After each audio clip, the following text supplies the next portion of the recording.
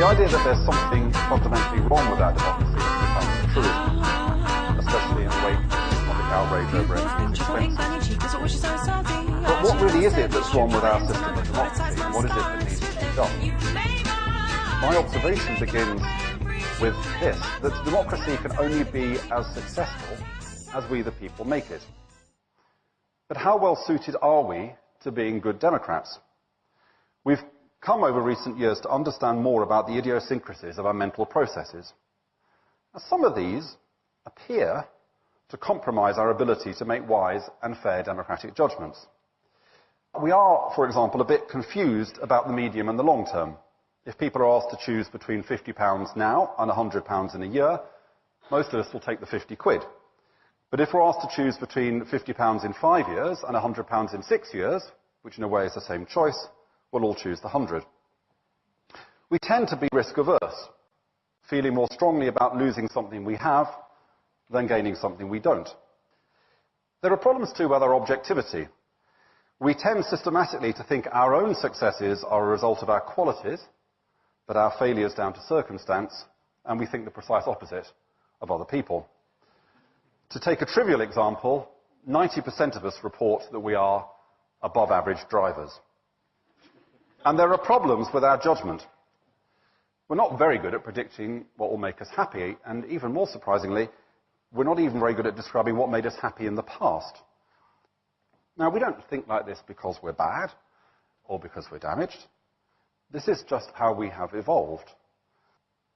So, short-term, innumerate, and self-centered. On the face of it, we don't look like we're particularly suited to being good democratic citizens. But of course, this isn't the whole story. Because surely democratic processes should involve overcoming the problems of applying prehistoric instincts to the complexities of the modern world. Instead, shouldn't it mean working together to make good decisions despite our limitations? This, I think, is where the core problem lies. Because instead of democracy being understood and arranged as a realm in which we think past our mental predispositions, it offers to be a sphere where we can pander to them. The democratic process itself has taken on the language, the norms, and the techniques of consumerism.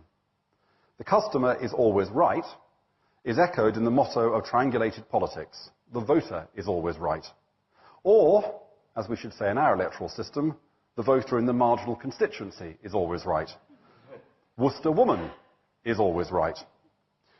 The problem is, she isn't. Take these findings. Most of us think more power should be devolved to the local level. An even bigger majority say that public service standards should be exactly the same everywhere. Patient satisfaction ratings for the NHS are higher now than they have ever been in the history of the NHS, but 56% of us think the health service is in crisis. We agree that we need to change our lives to counter global warming, but admit we have no plans to do so ourselves. Now, it's hard enough, I know, because I used to work in Downing Street, it's hard enough for politics to reconcile different interests and preferences in society. But now, a combination of the complexity of modern life and consumerist expectations mean that politicians face the challenge of reconciling conflicting interests and preferences in the same people. And generally, it's a challenge that they duck. So, if we wanted people to see democracy as inherently about dilemmas and trade-offs, about balancing interests within people, within society, and across time, what are the kinds of things we might do?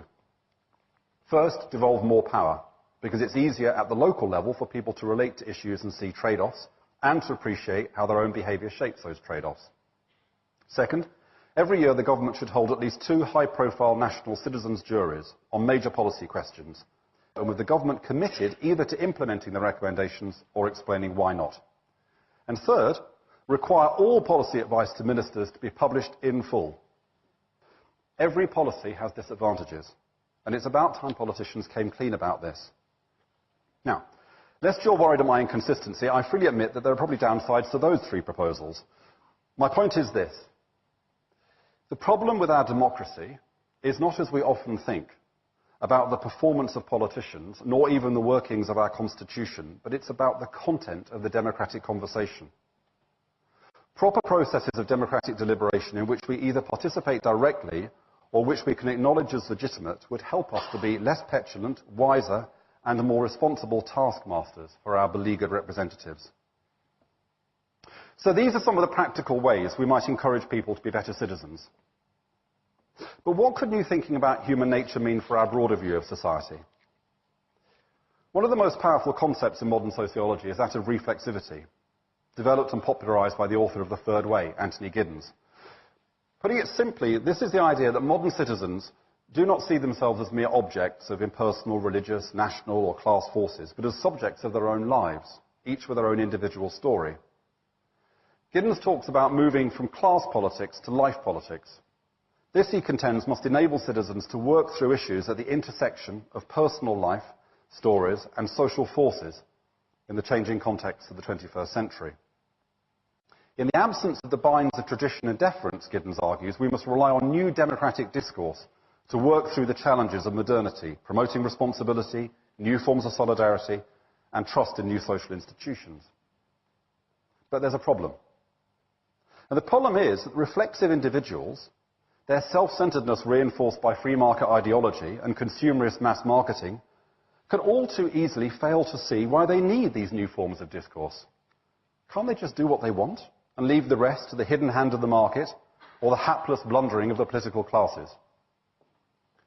So I believe both the case for a new collective spirit and the principles that could underpin the development of modern civic and democratic spaces are to be found in thinking about human nature. Cooperation and engagement are not things we ought to do, but a necessity to help us steer a course through the modern world using brains that evolved before the invention of the wheel. We became the social animals we are, subsisting in closed, homogeneous communities with deeply respected and very slowly evolving bodies of knowledge and culture, our first 200,000 years. We find ourselves now, the last 50 years, living as part of an economically abundant, diverse communities in a fast-changing global knowledge economy.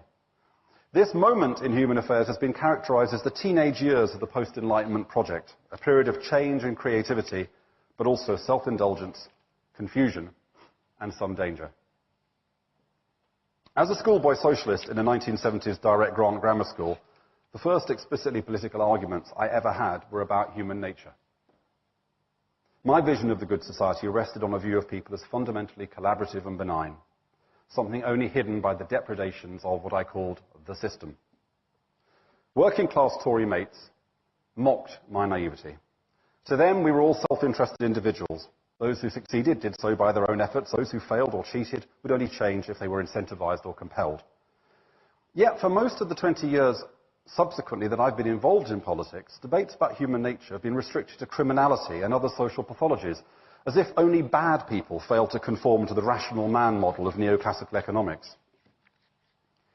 Giddens was right. New times do require a rethinking of old political categories.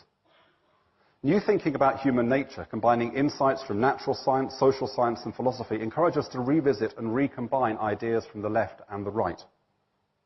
The left is right that society matters, but the right is right to believe that growing self-reliance and thickening civic binds provides a more powerful, even if a slower and messier, route to social progress than the well-intentioned schemes of state bureaucracies. A new politics of human nature encourages us to accept the flaws in our intuitive sense of self, recognizing our psychological frailties and acknowledging the social nature of the brain. It requires us to see that the existential mirror of modernity is distorting.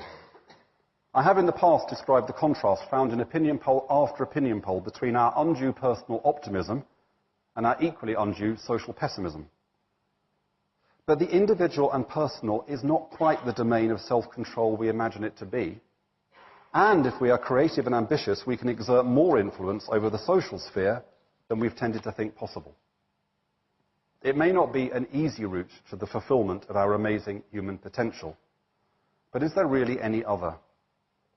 And it's a route that I hope, through its lectures, through its research projects, and through the actions of our amazing fellows, the RSA will help to chart in the years ahead.